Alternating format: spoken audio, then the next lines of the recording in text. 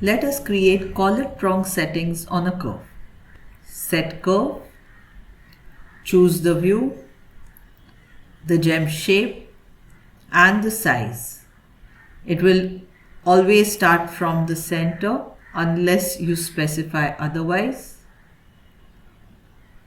For the last, you can always opt for one prongs as well. Up to you. In the collet settings, you have various options.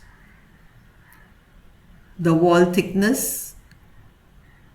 So for example, since this is a 1.8 gem size and we opt for 0.6 mm thickness of wall. Define how much metal height we want. If we are going to be opting for a gallery, maybe I can opt for a 0.6 metal height and then add gallery to it.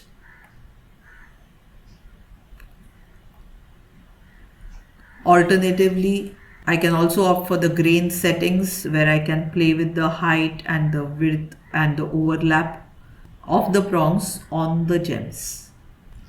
Once okay, you can simply build it. These become regular poly surfaces. The prongs are always converted to blocks so your file size doesn't become very heavy. So if I save it right now, it's only 12 MB in spite of having so many prongs. There are 27 gems on it. And yes, there is a lot more at the back also.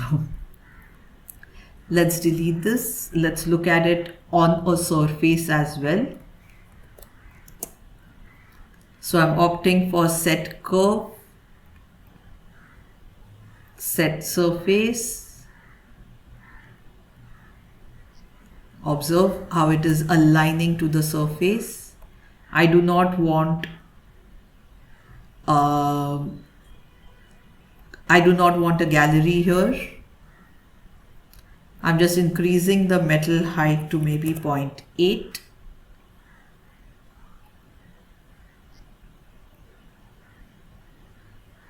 And that should do the job.